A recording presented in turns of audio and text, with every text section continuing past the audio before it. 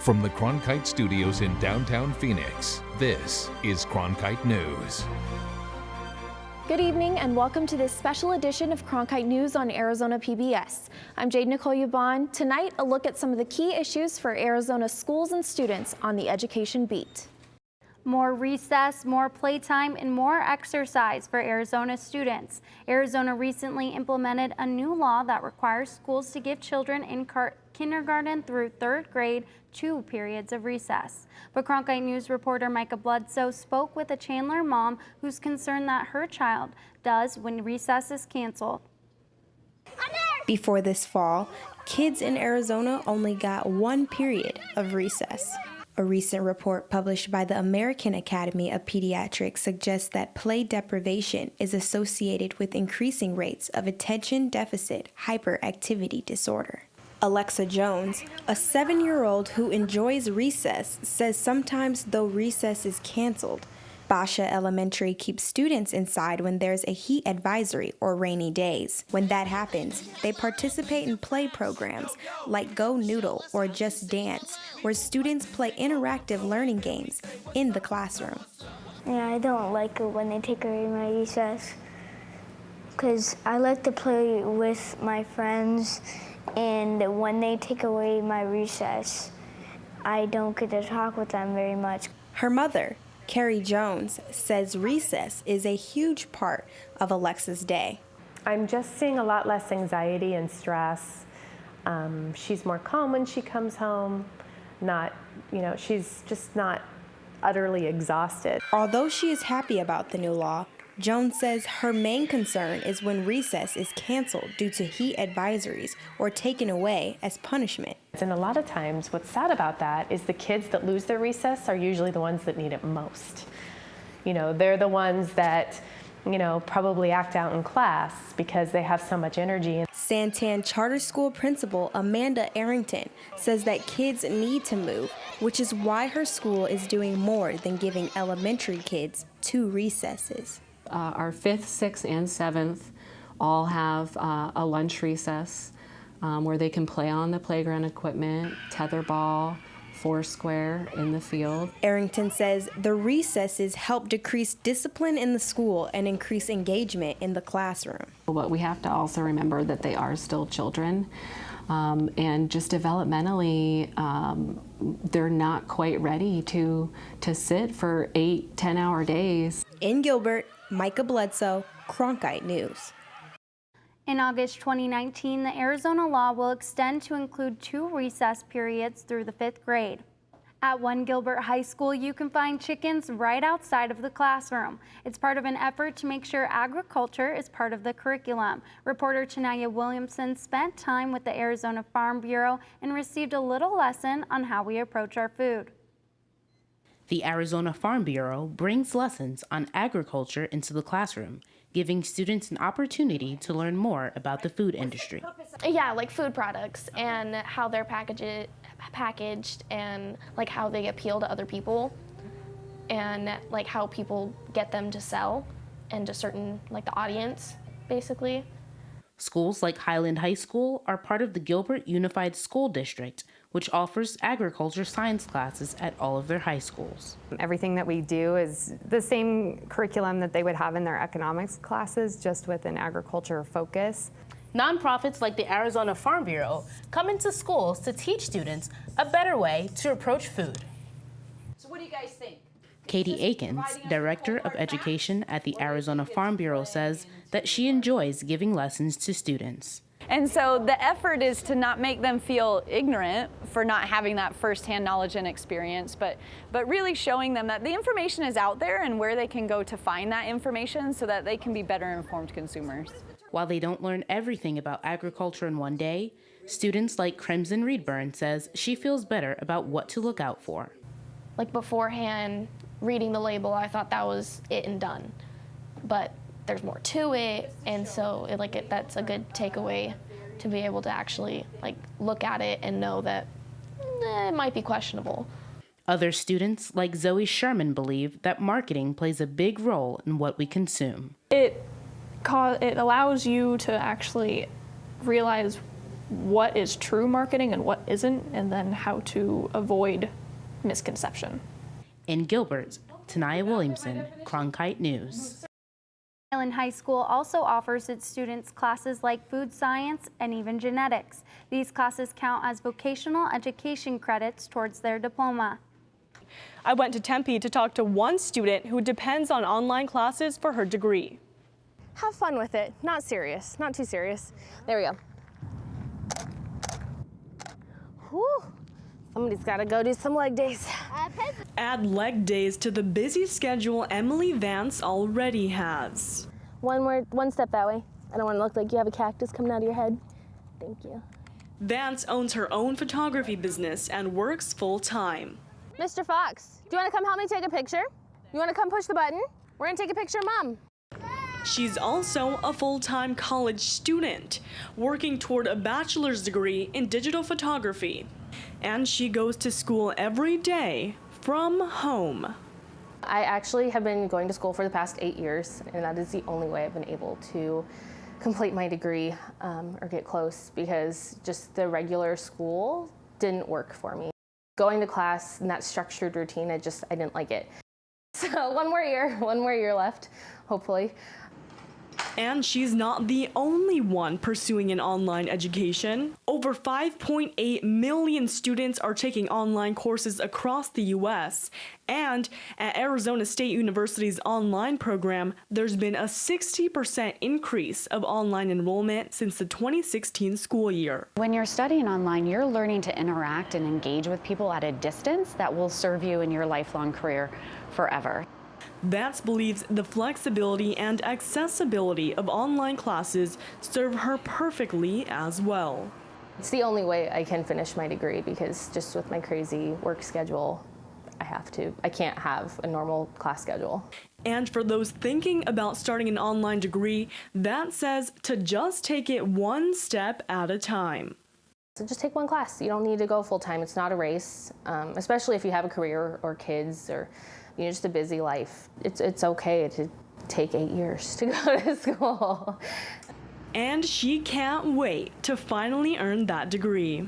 So now that I can see that the end is in sight, now I'm like, okay, we're gonna do this.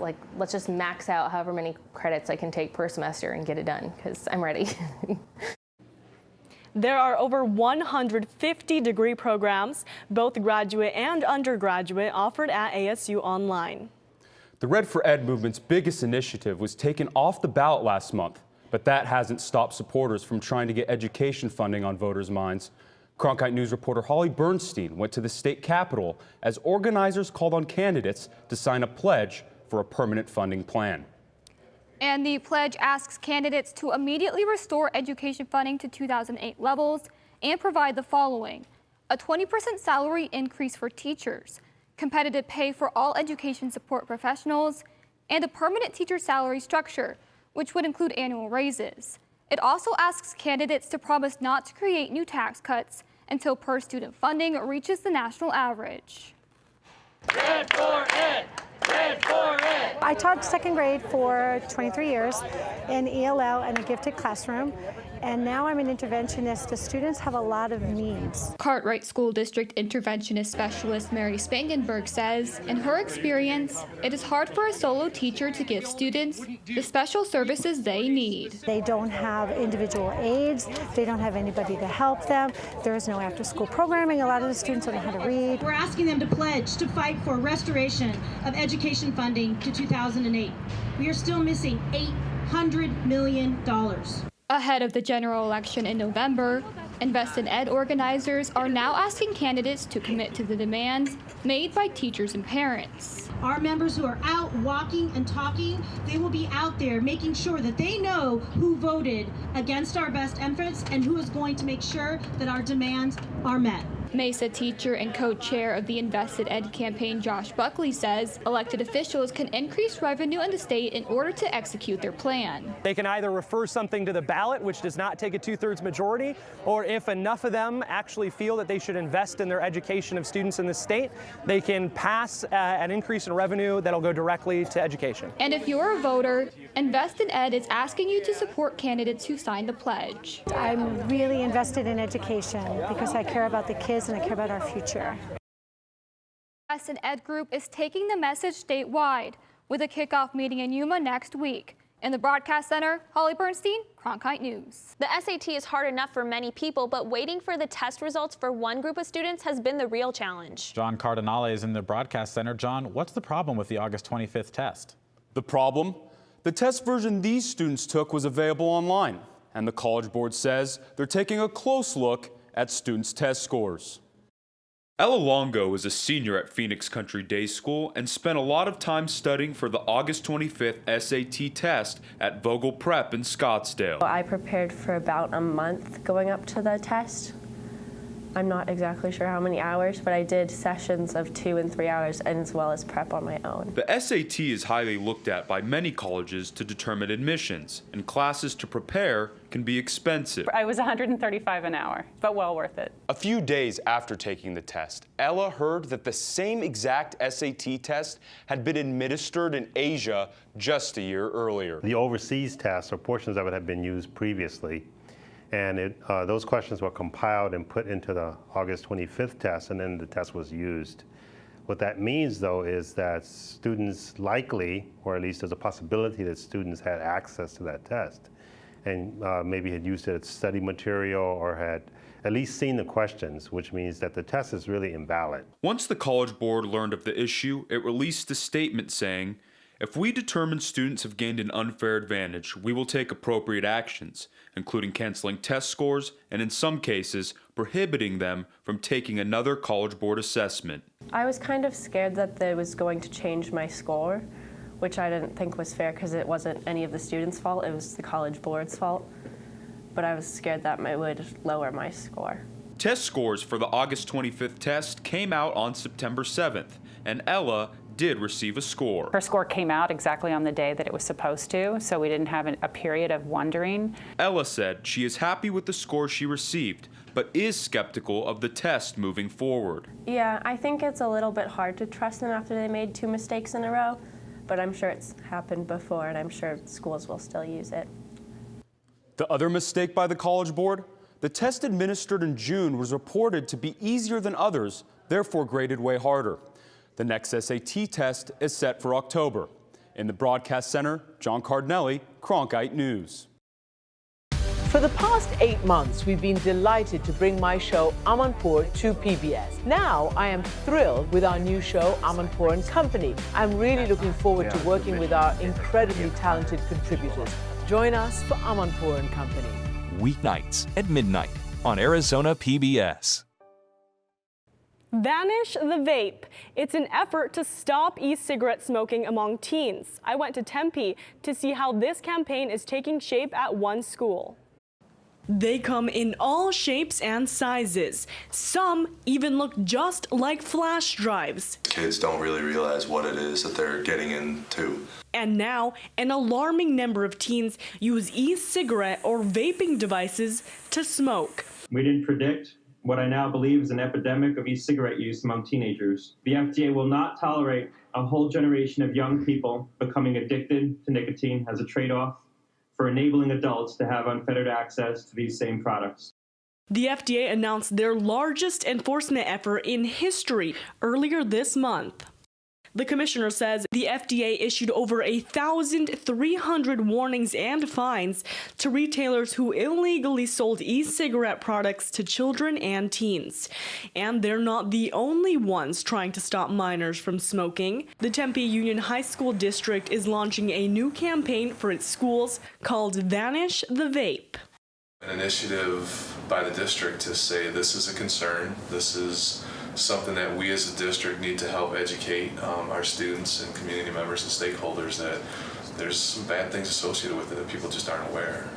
It focuses on the consequences and effects of vaping, and students are also getting involved. I have to help. I have to put this out there just so people can hear it from one of their own. You know, it doesn't seem like it's just some old head talking to you. It's somebody you know, it's somebody you grew up with. The campaign will use posters, videos, and social media to get the message across. Don't disappear in a cloud of your own smoke. Vanish the vape. And the hope that this initiative will go far beyond the classroom. I think this is going to be heard and seen a lot, not just here in Tempe and not just here in Arizona, but I think this is going to start going, nationwide. The Center for Disease Control and Prevention considers e-cigarettes unsafe for minors and young adults, as the nicotine in many of the products can harm adolescent brain development. A local nonprofit has built apartments designed for adults with autism to help them transition into a more independent life. Cronkite News reporter John Cardinelli was at the grand opening of this new home. People gathered, people counted down for the grand opening of First Place Phoenix. First Place is a new, innovative opportunity for people with autism and other different abilities to pursue housing options, to choose where they want to live. It is integrated into the fabric of our community. Denise Resnick, founder of First Place Phoenix, has been working on this project for 21 years. Her son Matt was diagnosed with autism. She wanted to create a program where residents with autism could be more independent. First Place includes 55 apartments. They're 1, 2, and 4 bedroom apartments with a capacity of 79 people. We're also including, of those 79, 10 doctoral or medical residents, and they live among the very population they want to serve. First Place is an 81,000 square foot building that cost $15.4 million to build, and a lot of thought went into the design. So we wanted it to be more than just a great room, more than just a great space. We wanted to get people out of their rooms, out of their units, and interacting and creating friendships, creating bonds that are gonna, hopefully last a lifetime. The Lego Lounge, community kitchen, pool, and game room are designed to encourage interaction. Stuart Kemp, who's a resident, says spaces like these have helped him make friends. When I first got here at First Place, I had no friends. I didn't know how to make friends. I didn't know how to introduce myself. I didn't know how to shake hands. I didn't know how to do anything. But now I do. It is relationships that are beneficial to the process of being independent, as residents feel uplifted by one another's support during the process. A support that exists because Resnick followed her dream. It is humbling, it is exciting, it is nerve-wracking, it is a dream come true. In Phoenix, John Cardinelli, Cronkite News. For some high school students, choosing the right school can be tough. But there's a program that aims to change that by bringing the schools to the students. Reporter Tanaya Williamson joins us in the Broadcast Center to tell us how it works. The Tri-University Tour is an initiative that includes Arizona's 3 public universities. Its primary goals are to help students with the admissions process, scholarships and financial aid, and specific information about each school. The best part is that it's all in one place. By 2030, we want to see 60% of Arizona's adults have a degree, a license, or certificate. And right now we're at 43%, so we got some more to do. Rachel Yanoff is the executive director of Achieve 60 AZ, an organization that aims to increase higher education for Arizona residents. Everyone from the governor's office to the education philanthropic organizations to the think tanks to all 3 universities, all 10 community college districts, our private school sector, our certificate sector, our workforce sector, businesses. I mean, it really was everybody at the table saying we agree on this. And partner with Achieve 60 AZ comes another initiative from Arizona's 3 public universities. We view them as an enterprise and believe that working together and collaborating in certain instances, we can be more than just 3 universities. And the Tri-University Tour reflects that. Students are welcomed by all 3 of Arizona's public universities under one roof. Students like senior Sylvia Soto were happy to learn more about the application process. And I learned more about the housing, the tuition aid, and basically what what's unique to each university. The universities travel to different locations throughout the state to provide students with information without having to travel to each school. Senior Angela Esparza was especially happy for such convenience. It's really beneficial because you kind of get to ask questions all in one place. So you don't have to email NAU, email U of A. If you want to learn from all of them, you get to learn from them all in one place. The Tri-University Tour offers both community and district events ranging in cities from Phoenix to Yuma. The Tri-University Tour has held 23 events this year. The next event will be held on October 4th at Yuma Catholic High School. In the Broadcast Center, Tanai Williamson, Cronkite News. Giving back to the community through art, Cronkite News reporter Jennifer Alvarez talked to a muralist in Phoenix who is hoping to inspire the next generation of artists. From Los Angeles to Phoenix, Francisco Garcia always loved art. But it wasn't always easy. Growing up, he wasn't encouraged to pursue art. My teachers would tell me, Francisco, why are you doing art? That's never going to take you anywhere. You're never going to do anything with that. His schools didn't have access to art supplies either. All we had was pencils. And by the time that I got to high school, I got introduced to painting graffiti with spray cans. How cool is that, going from pencils to spray cans? And once he picked up a spray can, he never put it down. Started doing a little bit of graffiti. I did paint illegally at some point. And when he got in trouble with the law, Garcia's life was turned around when he got the chance to paint a mural as part of his community service. I realized that I love to work with the community, so that's when I decided to travel, paint, and help people. When I'm painting, I just forget about everything and my surroundings and my life, and it's just me and the wall. You're just flowing with it, and it's like poetry. Now, Garcia teaches art workshops in schools, businesses, and nonprofits to inspire young artists.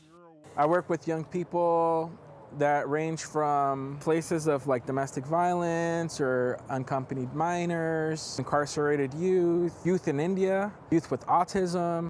I try to teach them a little bit about identity, culture, history, and try to inspire them to be proud of where they come from. Because I feel that once we know where we came from, then we'll know where we're going. He not only strives to inspire, but also to empower through his art. I understand the power behind the art if it's focused in a positive way. In Phoenix, Jennifer Alvarez, Cronkite News. Teachers at One Valley High School are preparing students for tests in a different and more interactive way inside the classroom. Reporter Micah Bledsoe went to Queen Creek to see what it means to escape the room. Here at Queen Creek High School, students are retiring their typical study sessions in the library with books for timed test preps that you've probably never seen before. Begin. Son. 5, 5, 5, 3, 1. 5, 5, 5, 5. We have a time limit, and for each level there's a different puzzle or riddle or something like that that has something to do with the subject that we're learning, that we're about to test on. And so we just keep unlocking the puzzles until we can unlock the box and get our prize.